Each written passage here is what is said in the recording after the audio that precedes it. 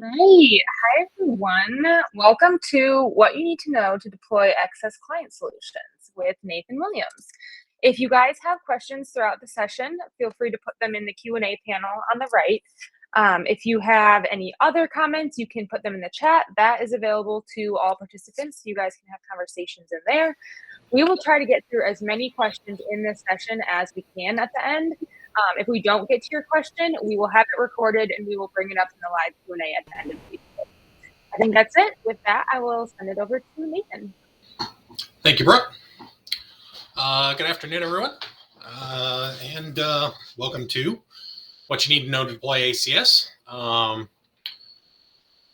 If you don't know me or haven't seen me before, I'm Nathan Williams. I've been with Service Express, previously iTech, for now about 10 years and have worked with IBM for apparently over 23 years now. You lose count. I mostly do hardware installs, projects, OS upgrades, migrations, SANs, things like that. Anything that crosses the line between the client and the server, I'm your huckleberry, I guess. So that's why I figured we'd talk a little bit about ACS today. Some things I'm going to go over here. I guess maybe I should start with what this talk is not. It is not a tutorial. It's kind of what it says on the tin, what you need to know. Actually doing this is a lot of planning, as you'll hopefully see from the material here. While the documentation IBM has provided with the client solutions product is very, very good, sometimes, you can still get stuck even with all your ducks in a row. So this is a prep tool. It's a planning guide. It's here are some gotchas, but don't hesitate to reach out if you have more questions or contact us for help, because we've helped a lot of people do this. So let's go ahead and jump right in. First, I kind of wanted to lay the groundwork just to make sure we're all on the same page with things like terminology. If you haven't looked at ACS yet, you should. Old Client Access is now a 6-year dead product. Although I know people are still using Access for Windows. Point of fact, last week I set a new record for the oldest version I saw deployed in a production environment. It was not in the United States, but let's just say when you're using 20-year-old software and it doesn't work, you should not be surprised that it doesn't work. We'll just go there. Anyway, so IBM iAccess for Windows, and there were Mac and Linux versions as well, in case you didn't know. They were, of course, platform dependent, and they were traditionally installed applications, which, of course, can make them a little difficult to manage or administer, even in the modern era. The way that the product was constructed didn't really lend itself to easy management. There was actually no unified interface. It was like 6 different programs doing different things.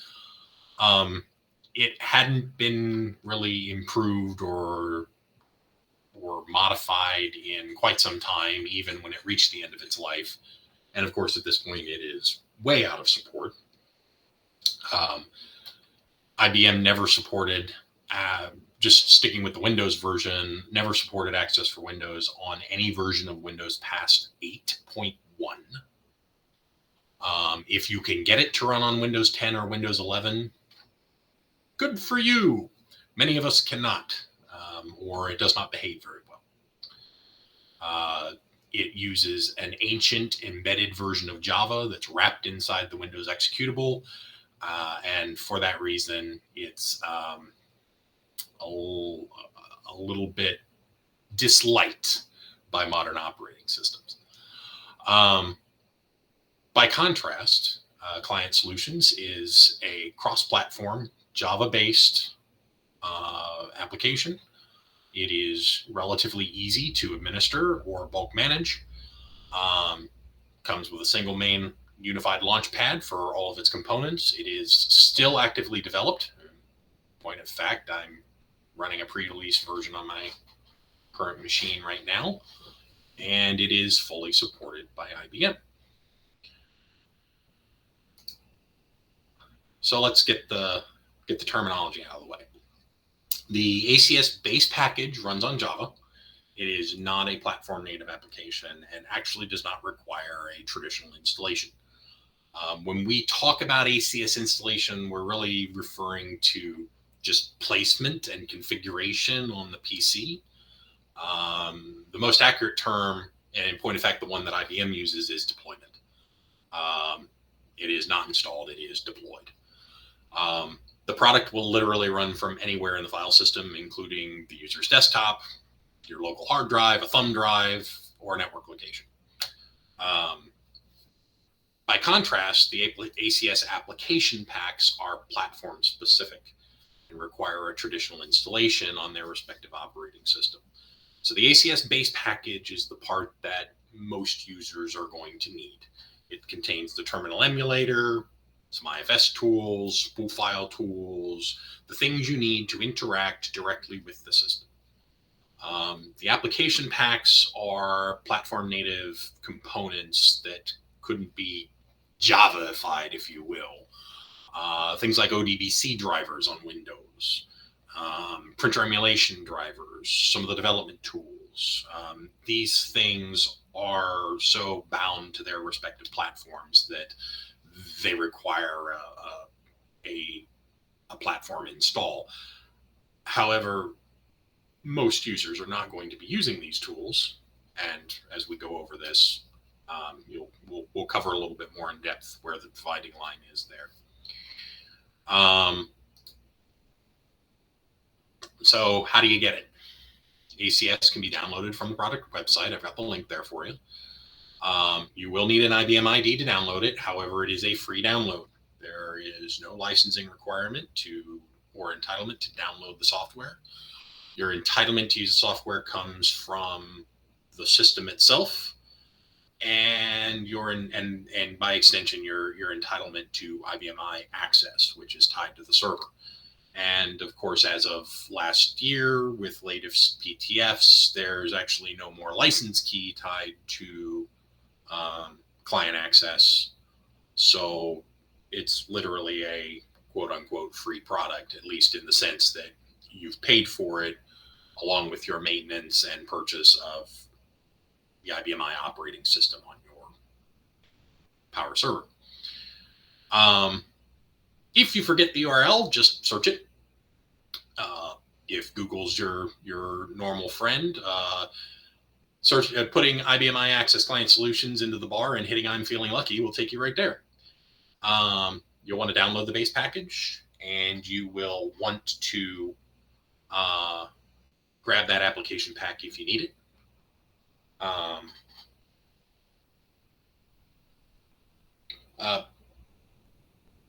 Brian, I will get to your question a little bit later in the presentation, but in short, yes. And yes, ACS supports the base package is runnable on any platform that supports a Java engine. Android, not so much, but Windows, Mac, Linux, you can even run the command line version of the client on IBM i itself. The application packs, there are flavors available for Windows, Mac, and Linux. When you grab the base package, it will be in the form of a zip file. If you unzip that file, you will find basically these contents. The platform application folders are setup scripts, basically, tools to assist in first-time configuration, which we'll talk about some more coming up. The Start Programs folder contains the platform-specific launcher programs for Windows, Mac, and Linux. For example, on a Windows platform, you can't associate a file extension or a file type with a jar file. However, you can associate it with an executable. So IBM provides a Windows executable file, .exe, one for 32-bit and one for 64-bit, which again, we'll get into that, that you can tie the emulator files to, or things like that, that you can create a shortcut to, which will execute the Java engine and invoke the Java engine and execute the application itself. That ACS bundle.jar file is the actual package itself. All the kind of the magic is in there. And the ACS config.properties, which we'll touch on also, that's where all the magic smoke lives. Where, of course, you can do lots of fun things or break everything entirely, depending upon your will. Everything else in there should basically be self-explanatory. It's a bunch of documentation, the quick start guide, and a lot of the documentation is, it's IBM, so it's very good documentation, maybe a little dry, but good chance your question, if you have one, is in there somewhere. So now that we're kind of familiar with the application, let's talk about what I like to call the deployment types. I've sort of broken this up into 3 different flavors, if you will. This isn't something official. It's not something you're necessarily going to hear anybody else really refer to, but having, assisted lots of people deploy this, having deployed it myself in 2 or 3 different environments internally, this is what I see. And again, it's not a one size fits all. We'll kind of talk about that. But these are the 3 general approaches to deploying ACS into your user environment. So up first, I have what I call the individual PC setup. This is basically, you go to each PC, you download the package, run the install script, and it's there, and the user can do with it whatever they want. This is the simplest method to understand.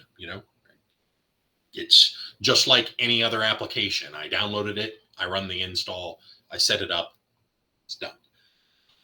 But the flip side of that is it's the most difficult to manage, right? Each PC is set up and maintained individually. There's no coordination. If you want to update it on all of your users, then you basically need to go to each PC and update it again. If you need to make a change to the way the settings are, or the defaults, again, you got to go to each PC because you haven't really done anything to make it easier to manage. So I usually tell people this only works for a small number of PCs, right? If you've got a small shop, if you're a dozen people or less, then sure, this works, right? This isn't hard, and it's easy enough, especially if you've got some savvy users to help you, go and do this. If you've got more than that, and you need to handhold people, this is probably not the method for you. So in the middle, we kind of move along to what I call a template-based setup. And the basic approach is you set up ACS once on a single PC and then push a copy of that to everybody.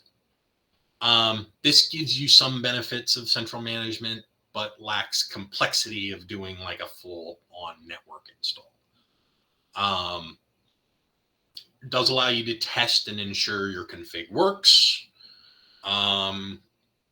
It makes it a little easier to maintain multiple configurations. So if you have several different user groups that need access to different tools, and you want to make sure that they only have access to what they need, which is actually good practice, then this is kind of the minimum of where you want to be. And then you can maintain a different copy of ACS for different work groups. And, if you get a new employee or a new PC, you give them the version that works for them.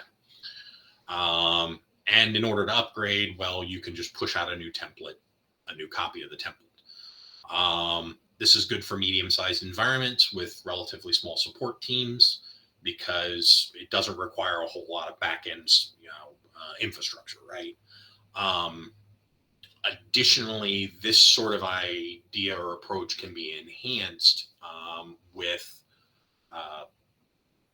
one thing that we've done recently. If you, a lot of organizations, of course, have Microsoft 365, right? Who doesn't? If you use OneDrive for your your corporate or in your corporate environment and synchronize your documents folder on the local PC, well, that documents folder is where ACS keeps all of its settings. So using that to kind of hold an online backup of your ACS settings in conjunction with this template method means that if the user gets a new PC and sets up OneDrive on it, then all of their settings will be there. Or if they go to a different PC, if you do any sort of hot desking, that can assist you with what you might call a hybrid template setup with some network or some mobile functionality. And then there's the full-on network install, which is more along the lines of putting ACS in a dedicated network location. You point shortcuts on their desktop to that central location, and it doesn't live on their PC. It lives on the network. In the modern era of remote work, this might be a little harder to implement depending upon, how your organization functions. But again, combine it with some of the other technologies that are out there in the form of either OneDrive or other similar suites.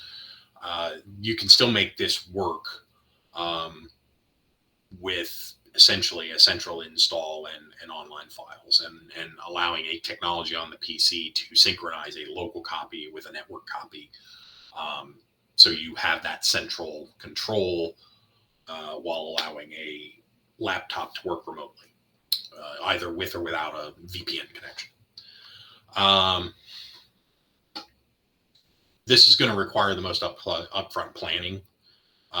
You're going to need the infrastructure to support it, but it does result in the easiest environment to manage. You can push upgrades as simple as replace the jar file in that central repository, and the next time each user comes in to execute the software, they're going to get the new version. But as I said, you're going to need consideration for remote workers. You're going to need people who understand file shares or how this is all going to get sent out to the customers or to the users, sorry. Or some kind of hybrid installation, right? It's flexible. This product has a lot of different ways it can be customized. This is just, kind of the three ways we usually see it. And you can use elements of all three flavors. And don't forget that depending upon your users, what platforms they're on, and how they actually need to connect to your systems, you may need to employ multiple methods to support all of your users.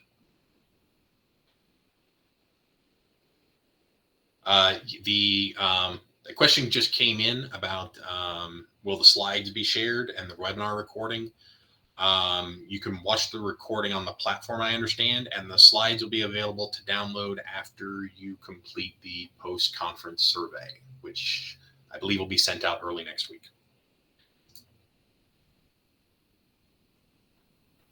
With a large environment, would version control be advised when it comes to config? Maybe.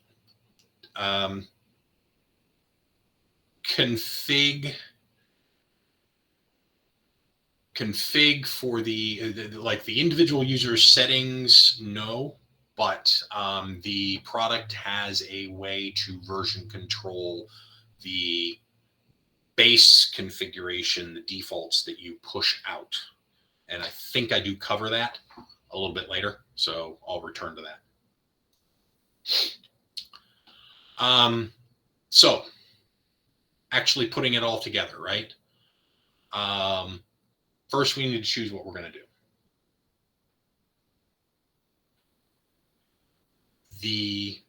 Will the user need admin rights to use ACS install all? Yes. If you're installing this on an individual PC and you're running the install script to do the all users install, you need to be an admin.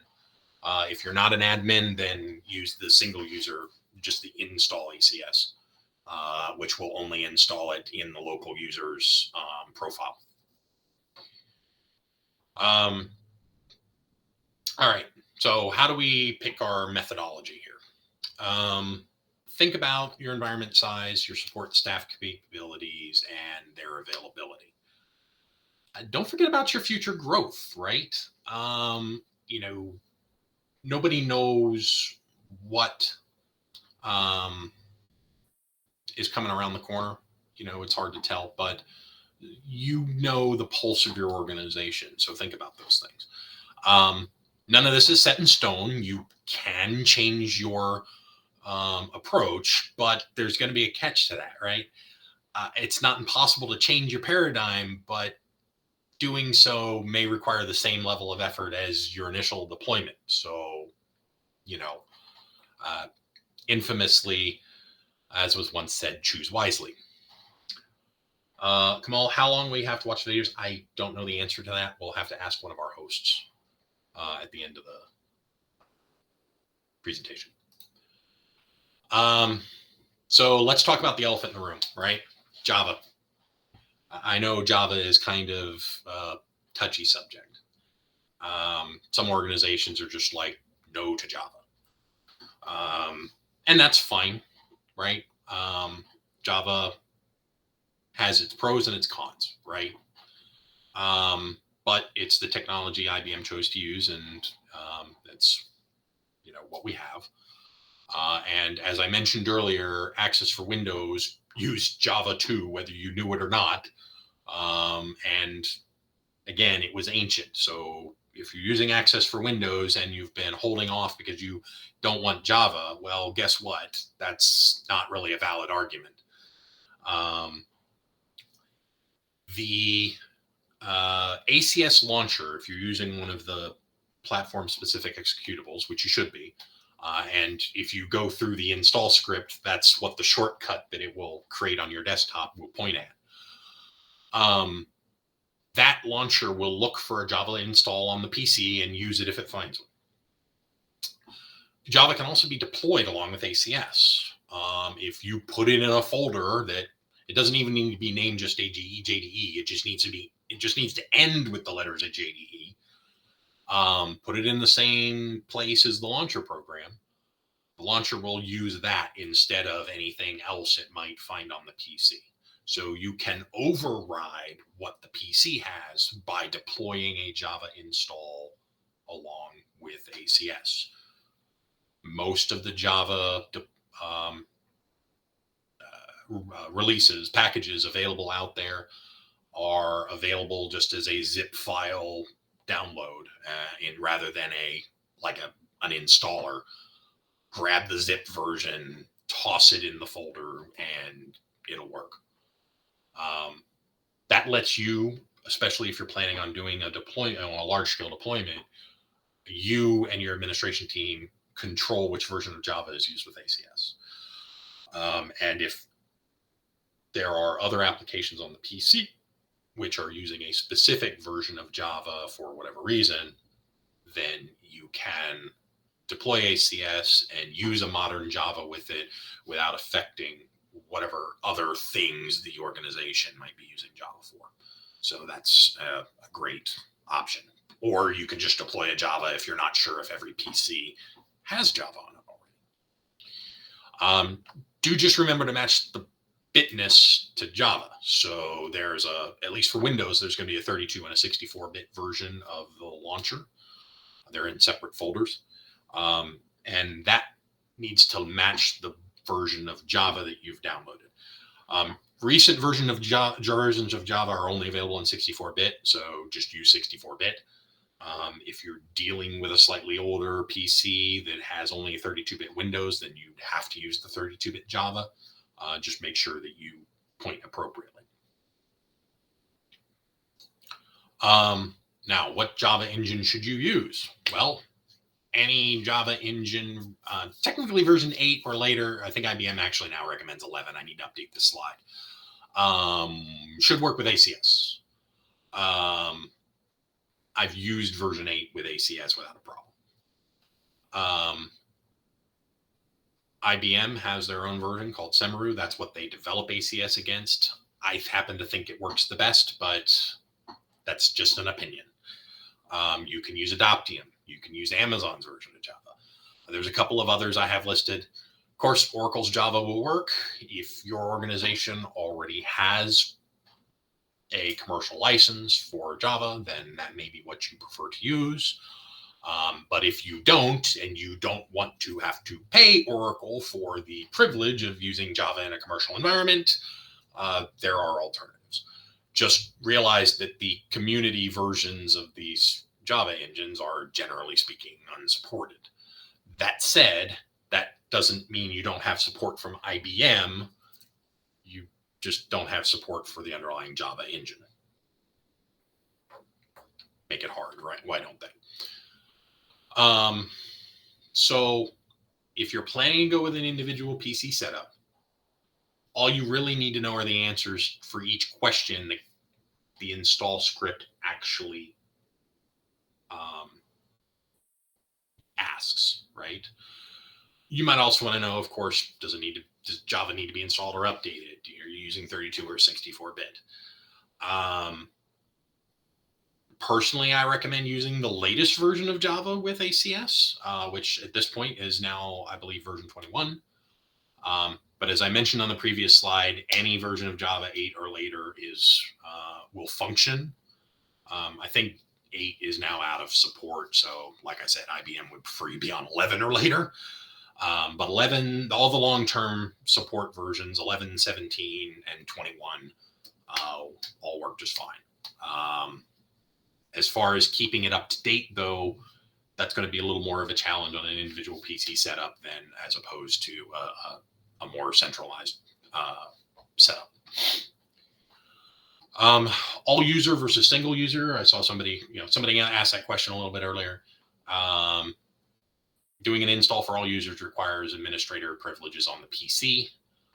So again, if you're doing this individually, then you as the admin are probably going to go to the PC and set it up for each person, or you're going to have power users or help desk techs do this for you. Or maybe it's even part of your initial setup of a new PC. But either way, if you're doing it as an admin, you can go ahead and install the application for all users. If you're just having the individual user do it, or if you're installing it as a regular user, it's not going to change functionality really whoops, sorry about that. That was my mouse wheel. It's not going to change functionality to any great extent installing it as an admin versus not. Really, the only thing that changes is where it puts the program files, the actual package. If you are installing as an admin for all users, it puts it in under the C users public profile. Whereas if you install as a individual user, it puts it in your C users my username profile. That's the only difference. In both instances, when an individual user launches the application, the your individual personal settings are stored in your own My Documents folder, regardless of where the application is stored. If you're doing an individual PC setup, you're probably going to need to set up system connections to your IBM I individually after install. Unless you are upgrading from client access. If access for Windows is already on the PC, then it will, on first run, pull in any connections that are set up in client access. However, just so that you know, access for Windows and ACS store their connections in two very different places. Access for Windows stored those connection details in the registry, whereas ACS, being a Java application, has no clue what a registry is, so it stores everything in My Documents by default. And as with everything, if you wish to control where user settings get put, you do have control over that in the properties file. The install script can be pre-configured to auto answer all those questions, which will speed things along a little bit. There is in section 5 of the Getting Started document, there's a write-up on the admin config option. That's what will allow you to go through you can go through the questions once on your own PC, answer all the questions, and it will then take those answers and essentially pre-config everything, and that can speed up the individual PC setup a bit. If you're doing a template setup, you're going to need to know your groups and their needs. What components do you need to restrict? What shortcuts do you need to put on people's desktops? Decide where ACS is going to live and be consistent. That's really all there is to it. We've talked about Java already. You got to match bitness. And obviously you can't run 64-bit Java on a 32-bit operating system. So that's, these days, pretty much a non-issue. If you're using modern Java on a modern PC, regardless of platform, it's going to be 64-bit. Plan how you're going to push that template out. You're going to build this on one PC. Is your network admin savvy enough to push things out with some sort of network login script? Do you have some other tool used to push things out? Are you just going to manually drag and drop it to everybody's desktop? And then when you actually get to building this, just build your template from a clean install of ACS on a new workstation, or use a virtual machine, right? Build a vanilla Windows install, take a snapshot of it so you can roll it back if you need to, and then go ahead and do your setup there. Set up your system connections, be as complete as possible, right? When you add a system to ACS, it comes up with that little box and it asks you what's the name of the system and what are my credentials, and then there are some other tabs up there. Those tabs are very, very useful, especially for admins, right? Not so much for end users because they don't use any of those things like the console or the HMC or the tape drive, but you do, right? So go use those tabs. I've done other presentations on those things, but that's always my hobby horse. Fill out those things as much as you can. Make your own life easy. If you fill out those other tabs with the console information correctly, and with links to your HMC and your tape drive, and put all that stuff in there, now you've got that front page of ACS becomes a one-stop shop for everything related to your system, your SAN, your tape drive, your switches, everything. Set up your emulator sessions. Make sure you save them. And don't forget about that properties file. There's a whole bunch of stuff in there. It is the default file comes with a lot of comments that tell you how to use the different directives to customize how ACS works. So even if you're doing a relatively simple setup, don't forget to just look in there and see what you can do. Maybe you need multiple templates, one for different work groups, so again, a VM would work well because you can set up one group, then roll back and set up the next group. For a network setup, from a planning perspective, again, know your user groups and their needs. Decide where the program's going to live. Decide where your user settings are going to live. If the program's going to live on a network drive that only network admins have the ability to update, that's great. That's where you want it, because you don't want a user coming along and deleting the application for everybody. But you can't have their settings also living in that directory. They're not going to be able to save them. Again, by default, even if it's running on a network, the user settings are going to live on their local PC in the My Documents folder. Maybe if you do a lot of hot desking, if you're working in a call center environment where users come in each day and they might log into a different PC, well, then in that case, you probably want to save everything on network drives. Maybe it's a non-issue. Maybe you already have their local profiles redirected to a network place. And if that's the case, then you don't have to worry about it. Maybe you're using OneDrive, as I mentioned earlier, and they're synchronized with the cloud.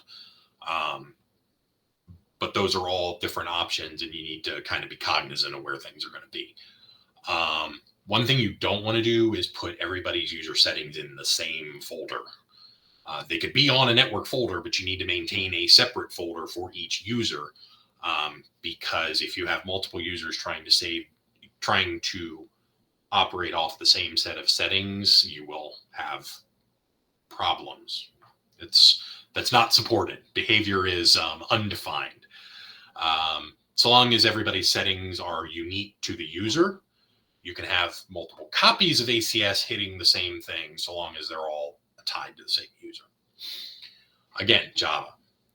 Plan how you're going to push out those new desktop shortcuts.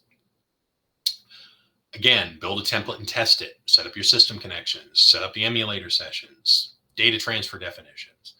Export your template settings. So there's an export option in ACS. It's file export. That exports a zip file of all the system definitions. And you can use the .properties file to set an auto import. You put that zip file someplace where everybody can come read it. The first time the user launches the application on a new PC, it will import all of those system settings, set up all of the connections, and then Bob's your uncle. Somebody mentioned about version control. That auto import function actually has a version control. So just read the ACS config.properties file and it tells you how to use it. This is where you're definitely going to be touching ACS config.properties. Familiarize yourself with what it can do. And if you're really savvy, you can use different folder permissions and network tricks to point different users at different .properties files. Whatever the user's OS sees in the folder with the jar file is what is going to get used. So if you redirect that link to a different file, depending upon what user group they're in, then you can effectively lock finance to one set of features, developers to another set of features, right? Developer might, or somebody who works on the database might need access to the database tools, but the guy in finance doesn't need to be running SQL. Or maybe he does. Maybe you've got a power user. Who knows? Some other things to remember. The base package can coexist with legacy client access. Regardless of the deployment method, the application packages still require a traditional installation. But again, those tools, the need for those tools is usually limited. We're talking about developer and admin PCs, servers connecting to the database on your system to do, data warehousing or something. The application packages cannot coexist with client access. You'll have to uninstall client access to get the application packages in there because they're basically the same components. But installation of the application packages can be automated with administration tools. I've seen people use SCCM or other things to deploy them. I'm not an expert on any of that, by the way.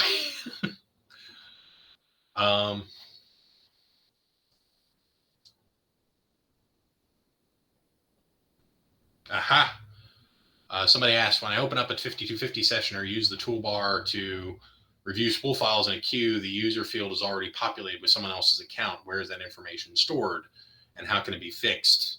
That is based on, well, 5250 is weird because there are two places for 5250 sessions where that information is specified. It could be specified in the emulator session, the .hod file that is pulled in by the green screen. Those settings are configured via the communications menu configure option. And there's a section about authentication, and it'll either say use IBM iClient Solutions setting or it will be overridden. I forget which place, I forget where it is in the menu. You got to find it, but it's there. If it's not set to use IBM iAccess Client Solutions setting, then you should be able to change it there and say prompt every time, or use a specific user or something like that. I usually tell people to put it on, use the ACS setting. Then you go back to the ACS main menu and go under system configurations and you edit the system entry, and that changes it for all ACS components, including your 5250. I don't understand why the 5250 session still has an override. Personally, I don't think it needs it, but it's there. I think it confuses things. I would rather it be unified for the entire system entry. Although I can think of reasons as to why you might want to customize.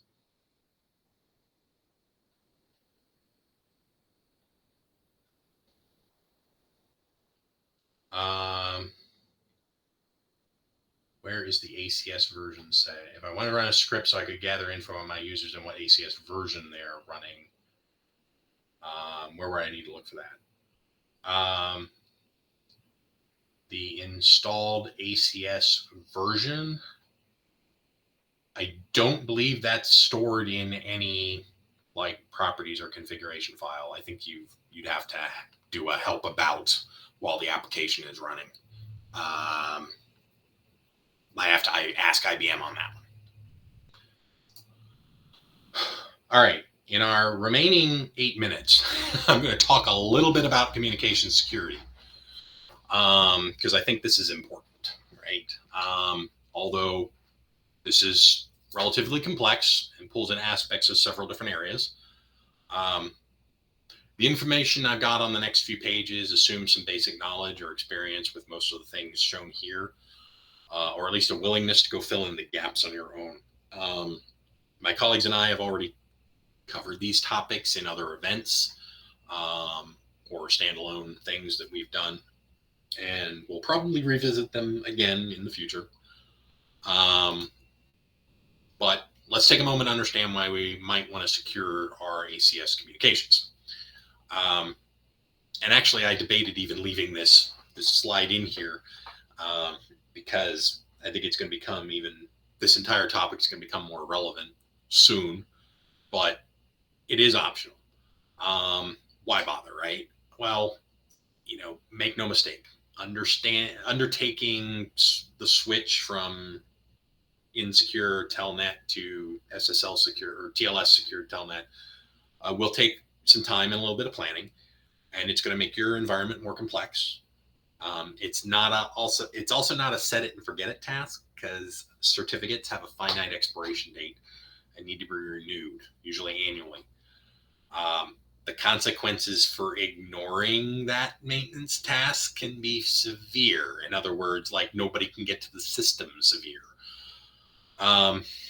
There might be a cost as well. For instance, if you need to obtain a commercial certificate, some organizations are like, no self-signed certs. Lastly, we all know that internal facing projects tend to end up at the bottom of the priority list, right? So if your organization is such that you need the participation of others to get this done, you may find it difficult to get the corporate buy-in or support. But encrypting client communication is a best practice, regardless of whether the traffic is going across an untrusted network.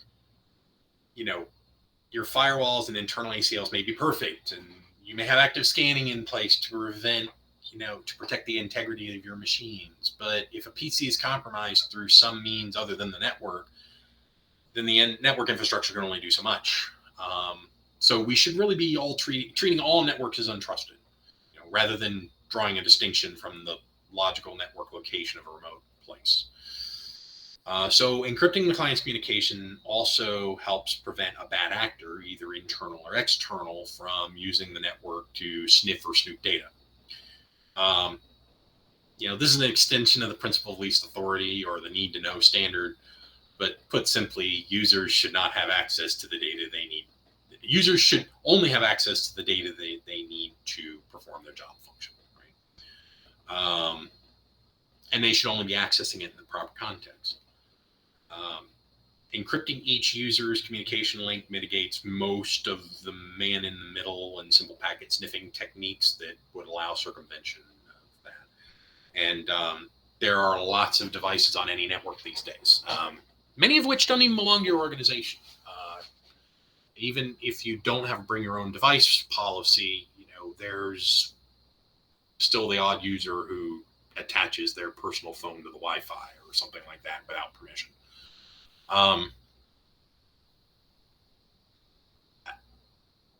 And just as an aside, I'll admit there are networks locked down tighter than a snare drum that wouldn't have these problems, but that's not the norm. So, nobody's immune. So specifically in the next few slides, we're going to go over TLS support and how to enable that for all of the client access related services, except for the HTTP servers that run things like Navigator. HTTP admin and somewhat ironically DCM isn't included in this. The reason is simply, though, that IBM already has a very good step-by-step instructions for enabling TLS on the admin web servers, and I'm not going to reinvent that wheel. I've linked directly to IBM's documents here on how to enable that, which I highly recommend you follow. And you didn't hear it from me, but in a version of IBM I coming to you soon, that's going to be a required thing for Navigator, I think. Just letting you know. Once all these services can talk TLS, then I'll show you how to set up ACS to convert that or convert. If you want more technical and a perhaps complete look at what's happening, the link at the bottom of that list, or at the bottom there, is a list of all the ports that IBMI uses for client services. We're effectively embarking upon a quest to enable all the SSLs column.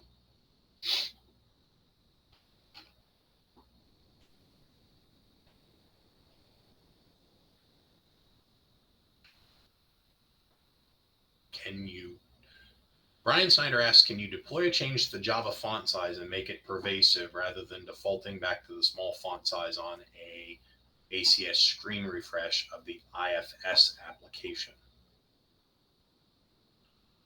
I'm not sure.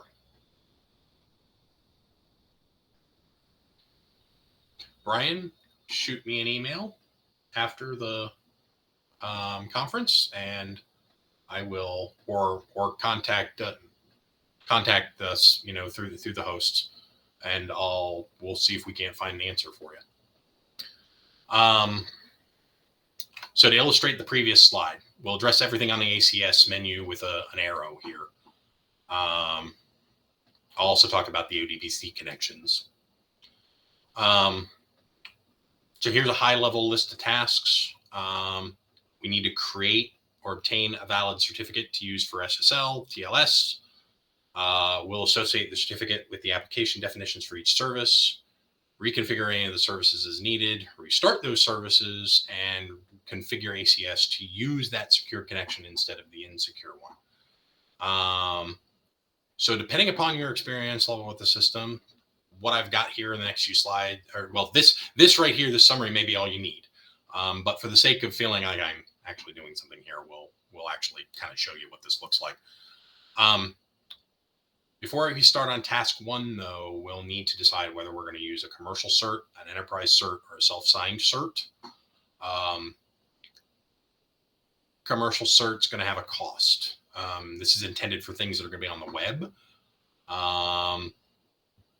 But as I said earlier, a lot of organizations are trying to get away from enterprise and self-signed certs because you have to manage trust internally or on each individual PCs. A commercial cert derives trust from the global list of trusted certification authorities, which if your PC and Java and everything else is up to date, will have the latest list. Sort of kicks the can, down the road to somebody else, but, it works for websites. An enterprise cert is issued by your internal network, your domain signing authority. Trust can be managed by policy on your own network, but anybody outside your network isn't going to have that trust. And then a self-signed cert is really easy to issue. You can issue one from the machine in a few clicks, but by default, your PCs are not going to recognize that certificate as valid. The thing to remember here is that they're all going to work for what we need. So self-signed certs, you can access DCM through the web GUI. There are the addresses. You create a CA certificate. You issue a new server cert signed by that CA cert, and you assign the server cert to all the QIBM _ server applications. In this case, you're going to skip the HTTP ones. And I've got some screenshots here a little bit later, shows you what that looks like. Commercial or enterprise certs, it's a similar thing, except you're going to go into DCM, you're going to create a certificate signing request, a CSR. That CSR gets passed to either the commercial provider or your enterprise provider, whoever's in charge of issuing certs within your organization, probably your network admin or your domain admin. They'll come back with that signed certificate, and then you import that file, or sometimes it's text data, into the store. Wherever the CSR was generated, that's where you upload the certificate. And then same last step, assign that to the QIBM applications. You want to make sure the certificate reflects the actual DNS host name of the system. DNS is integral to basically certs working. Check your DNS config. Now's a good time to plan to make any changes. Note the expiration dates of your CA and server cert. Failure to renew and replace certificates before they expire will lead to some very bad things happening. And then restart some services. The host servers, the telnet server, and DDM.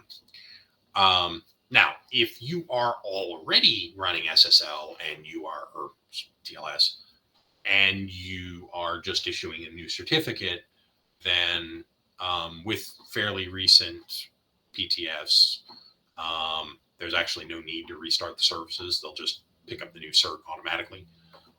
But if you're enabling it for the first time, and especially Telnet, if it's not already set to allow SSL *yes, that is the default, but it may not be on your system.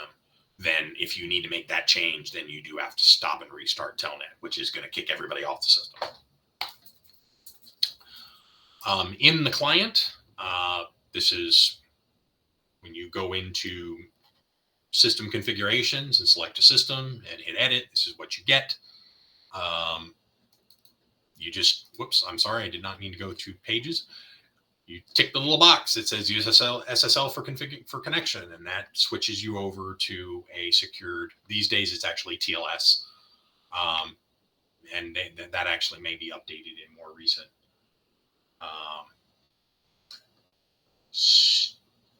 Couple people have asked some questions. Are self-signed certs recommended for internal use with LPARs or systems only accessible on internal networks? Self-signed certs are recommended when you have nothing better to use, because it's better than nothing. From a security standpoint, a self-signed cert is no different from a commercial cert. It's just that the client's not going to trust it without clicking the button that says, yes, I trust this. With a self-signed cert, trust is derived from what basically the user does. Yes, I trust this, or no, I don't. With a commercial or central CA signed cert, trust is derived from that authority. If you have a cert for the flat client, you don't need to do anything. Well, if you're already using SSL, if you already have a cert and you're using secure connections with Access for Windows, no, you don't technically need to do anything else to use SSL with ACS. However, you need to get on ACS, because if you remember, Access for Windows hasn't been updated in about 6-7 years now. Technology marches on. You're using security technology that could be broken on your average pocket calculator these days. Locking the door and ignoring the gaping hole in the middle of it.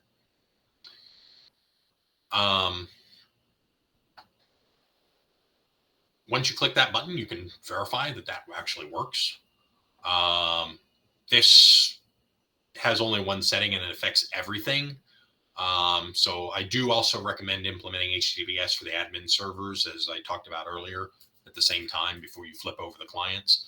But that's why this screenshot shows Navigator as being failed. That's because on this example, I hadn't enabled that yet. So that's the one that did not work. Again, if your users aren't using Navigator, which generally speaking, most of them probably aren't, then maybe that's not a concern for you. Just some notes. Know the difference between your emulator sessions and the ACS system configuration. As we talked about earlier, there's a setting in the HOD file that can override the global config. I've also stuck there where where ACS actually stores the system settings by default on each PC. Now is a good time to get rid of hard-coded IPs in favor of DNS names as well. If you're using a self-signed cert or an enterprise CA, the first time a user connects securely to the system, they may be prompted to accept that certificate. That's a one-time process. The ODBC drivers that are distributed with the ACS application pack still use the old Access for Windows connection repository. The easiest way to administer this is with the copy connections tool in the ACS file menu. This is what it looks like. Once there is a copy of the system config in the legacy repository, you can use it to create an ODBC data source. We're about to run out of time, so I'm going to run through the rest of these real quick. The important part when setting up ODBC is to ensure that you're not overriding the default security parameters. So if you click connection options, it tells you, are we using the Navigator default? Are we using security, right? We want to set it to the Navigator default. If you're wondering about some of the other ACS options and whether they can be secured, in some cases they already are. LAN console connections have used TLS since IBM i 7.3, which is why ACS is a requirement for using LAN console on that version of IBM i and newer. If you're using an HMC, you'll see here there's an option to enable security. HMCs automatically generate their own self-signed cert, so that should just work. And in fact, recent versions of ACS default to this being enabled because the latest HMC software versions have disabled all non-secure communications. For the hardware management interfaces, which are really nothing more than customizable web links, you'll find ACS defaults to HTTPS if nothing is specified. And I've got a list of some resource links here where you can read all about ACS a lot of the stuff I've talked about has come directly from these articles. We've got very little time left. We answered a lot of questions during the session. I thank you very much for your time and attention, and hope you enjoy the rest of the conference. Thank you.